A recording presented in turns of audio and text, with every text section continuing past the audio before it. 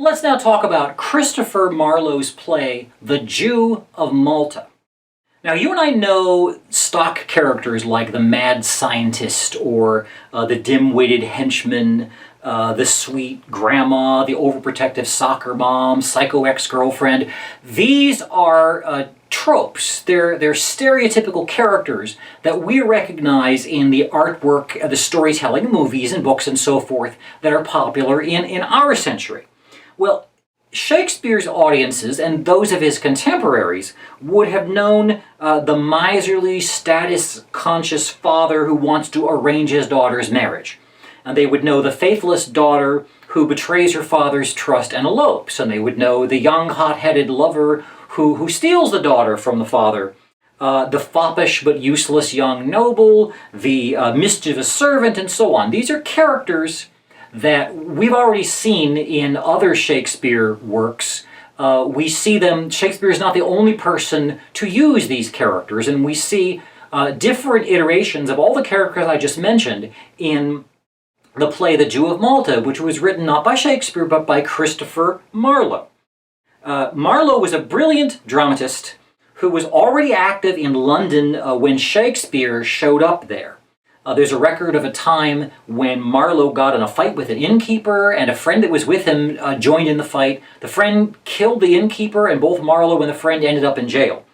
And a couple years later, while Shakespeare was starting to see some success as a playwright in his own realm, Marlowe got into another fight over a tavern bill and started stabbing some guy in the bar. The guy got the knife away from Marlowe and stabbed Marlowe in self-defense and ended up killing Marlowe. Marlowe was just 29 at that time. Now, some conspiracy theorists note just how convenient it was that Marlowe disappeared, leaving a lot of debts. Marlowe disappeared right around the time this nobody came from the sticks with a brilliant dramatic talent and started writing plays as Shakespeare. So there are conspiracy theorists that suggest Shakespeare was really Marlowe. If you start Googling, you will find Shakespearean conspiracy theories that will certainly entertain you. It's perfectly possible, however, to come to a good, solid understanding of the literary works on our syllabus without going down that particular rabbit hole. Now, we have no idea how Marlowe might have developed and matured as a dramatist had he lived for another 2 decades as Shakespeare did.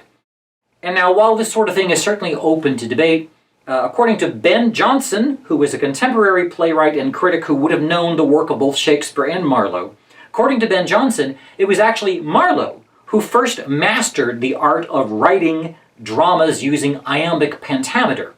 In fact, Jonson called iambic pentameter, that's the meter that we know from Shakespeare's sonnets and many of the verse passages in his plays, Jonson called that Marlowe's mighty line. And it's defensible, I think, to suggest that Marlowe might have been crafting better lines at a younger age than Shakespeare, though it depends on who you ask and what you're looking for and how you measure it. But if it is true that Marlowe was crafting better lines at a younger age than Shakespeare, or maybe what Jonson would have considered better lines, it was Shakespeare, not Marlowe, who lived an extra 20 years, long enough to mature into an accomplished dramatist with a body of work of dozens of plays that 400 years later stand head and shoulders above his contemporaries. So, let's take a look at some lines from Barabas. It's not pronounced Barabas, it's Barabas. Thus trolls our fortune in by land and sea, and thus are we on every side enriched. These are the blessings promised to the Jews, and herein was old Abram's happiness. What more may heaven do for earthly man than thus to pour out plenty in their laps, ripping the bowels of the earth for them? Now, there's a change in rhythm here. Listen to this.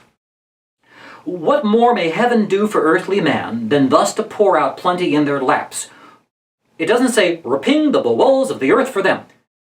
What more may heaven do for earthly man than thus to pour out plenty in their laps, ripping the bowels of the earth for them? You see how the rhythm changes there? The words describe a violent action, and the rhythm changes sharply, violently, so that these syllables strike the ear differently. Okay. Then thus to pour out plenty in their laps, ripping the bowels of the earth for them, making the seas their servants, and the winds to drive their substance with successful blasts? Who hateth me but for my happiness? Or who is honored now but for his wealth? Rather had I, a Jew, be hated thus than pitied in a Christian poverty. So, this speech, Barabas is saying, there's no value in anybody except in their wealth. And if you're hating me, he's saying you're not hating me because I'm Jewish, you're hating me because I'm rich.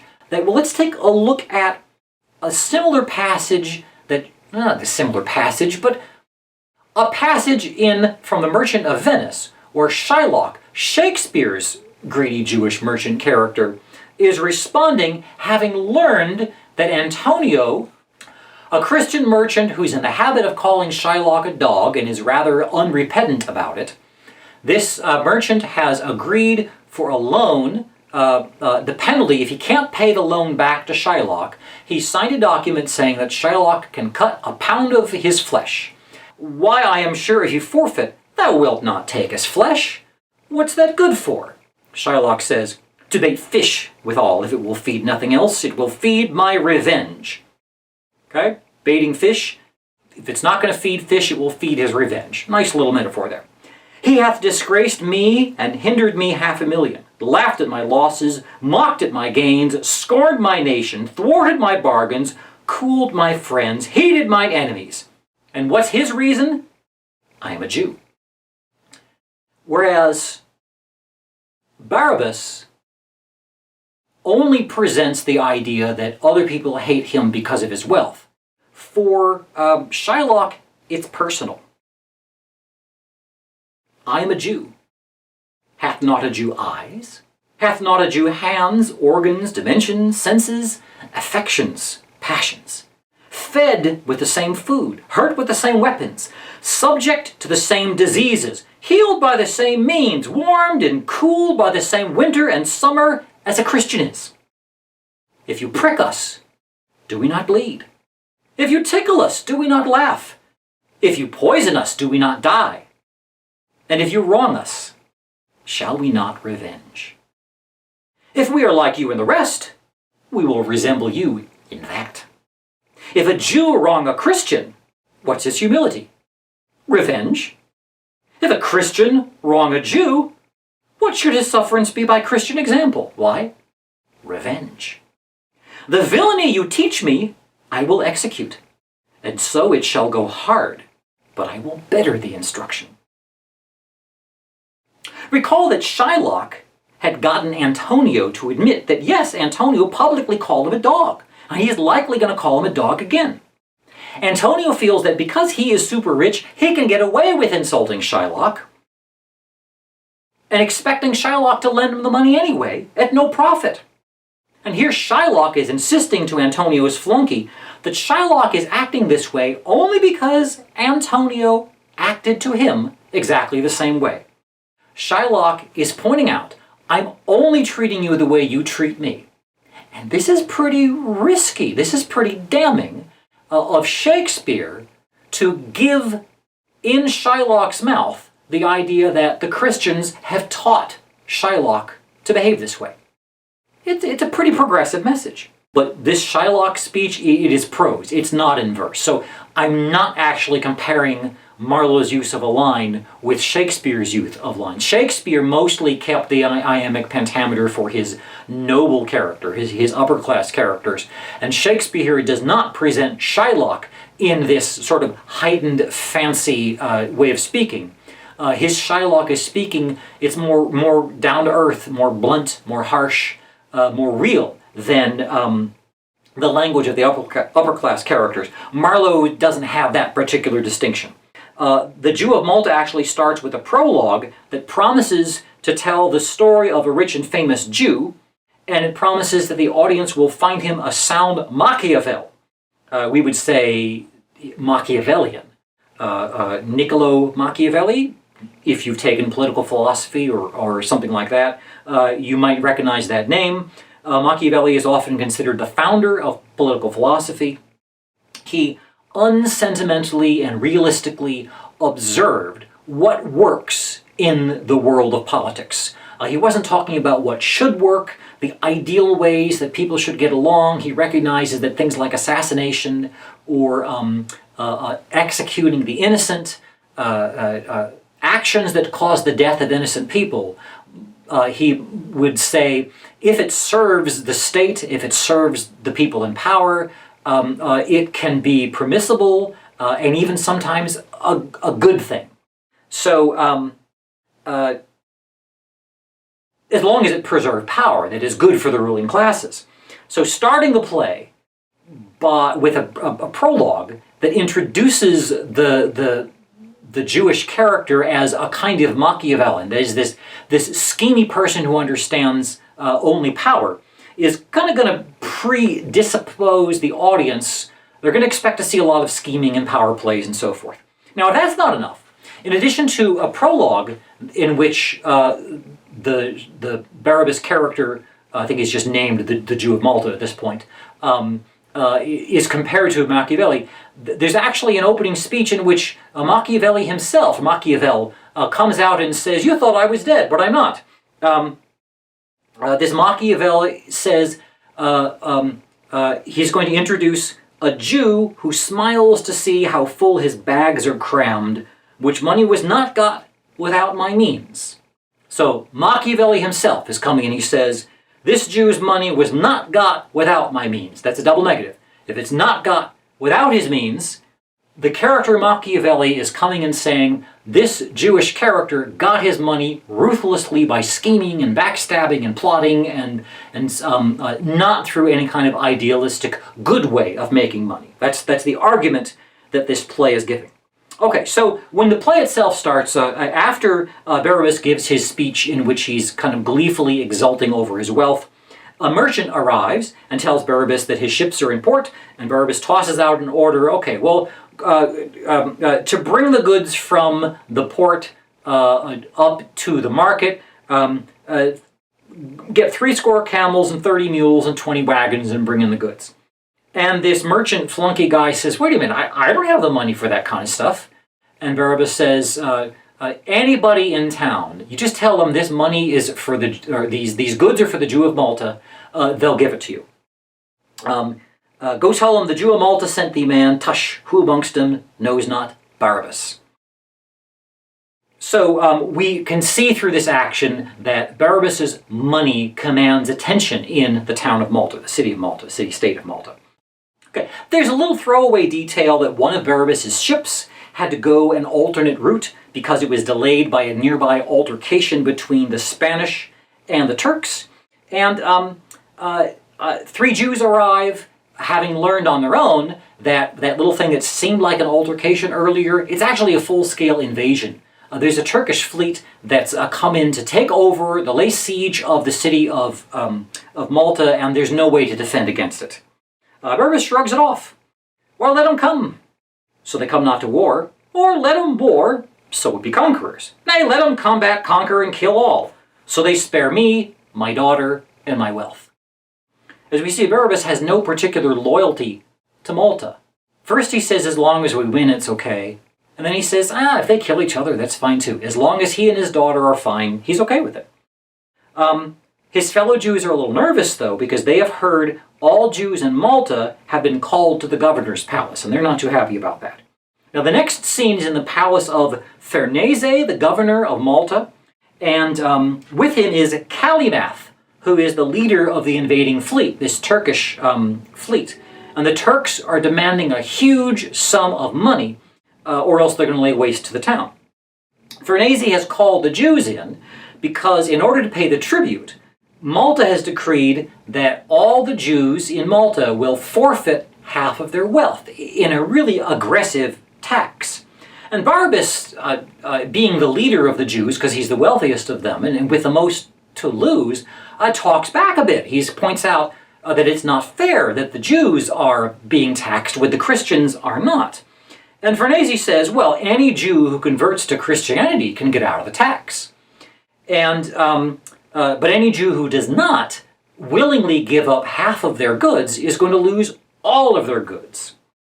And Barabas very briefly tries to argue. He's trying to shame the Christians for their actions, and but just the fact that Barabas hesitated and talked back, that's enough for the governor to declare, too late. You, Barabas, have now forfeited all your wealth. And Barabas tries to say, wait a minute, just treat me like everybody else. And the governor, again, it's a very, very brief moment where Barabas balks, and the governor pounces on him and takes all his wealth. This causes Barabas to open up completely, and he's really attacking the Christians for what they did verbally. The other Jewish characters try to comfort Barabas, but when he's alone, he calls them, that is the other Jews, the Jews who submitted willingly, he calls them slaves, and he calls the Christians villains.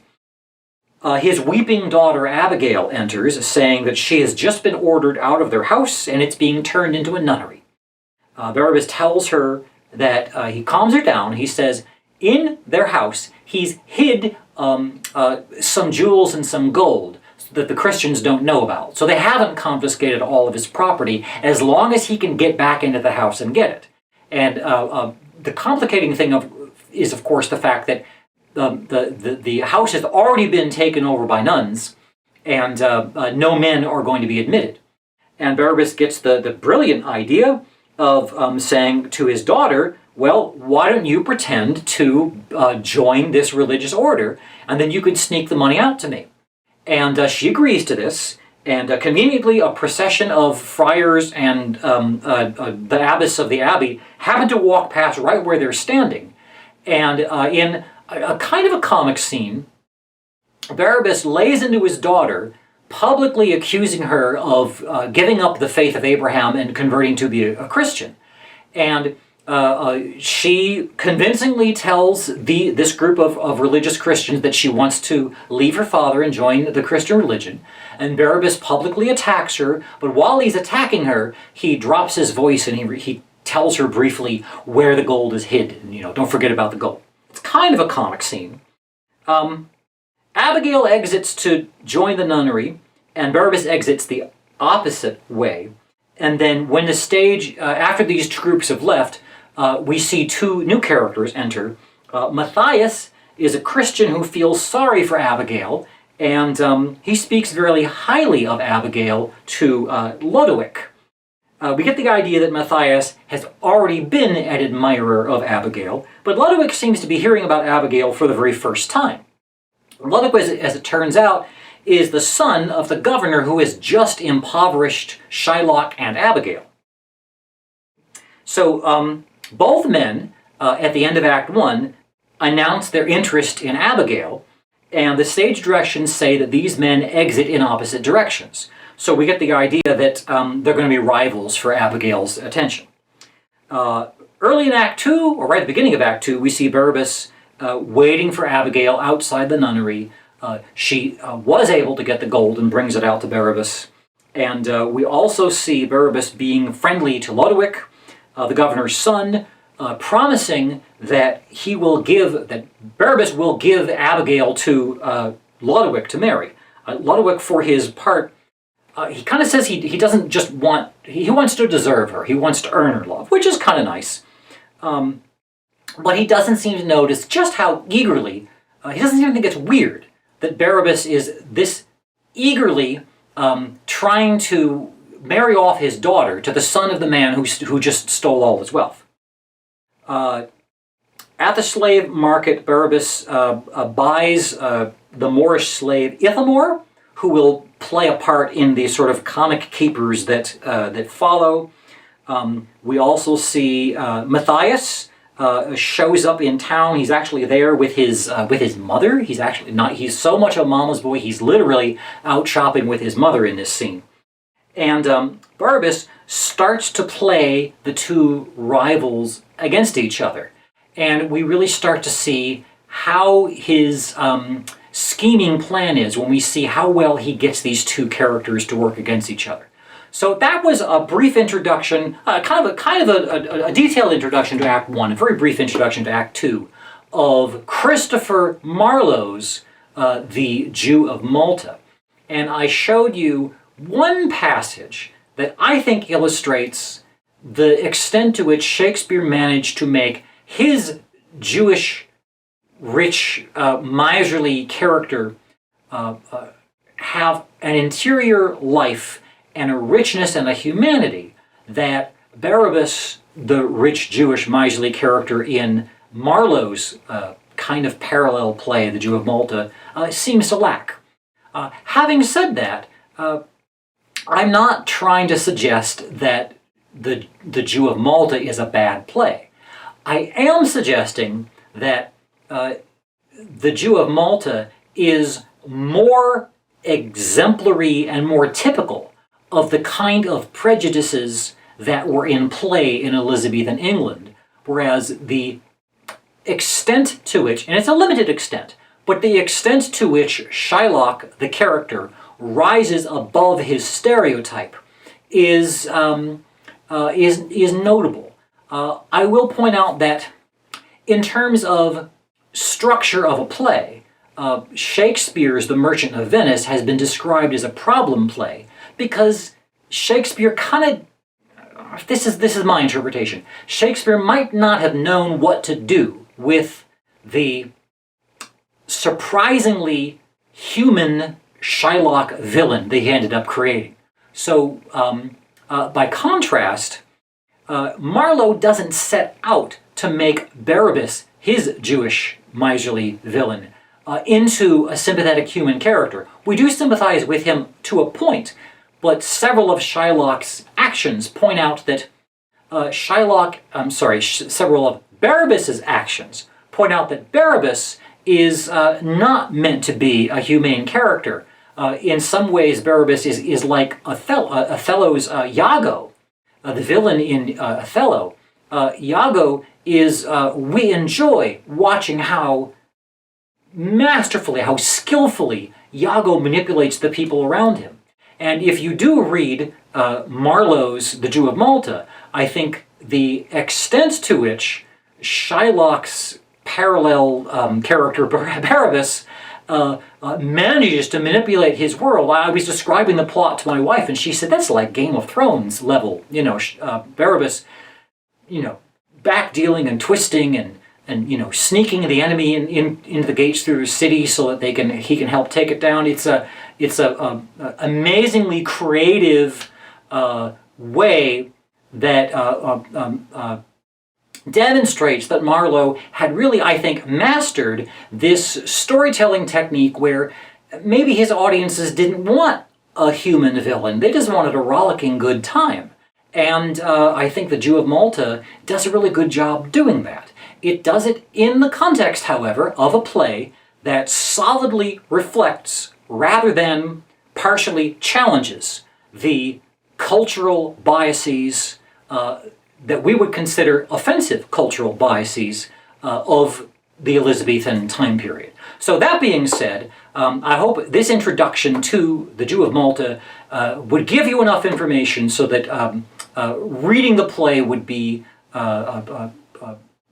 an exercise in putting puzzle pieces together rather than opening up and not knowing what's happening.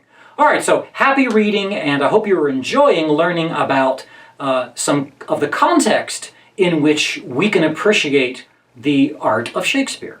So for Marlowe's The Jew of Malta, I hope you enjoy that.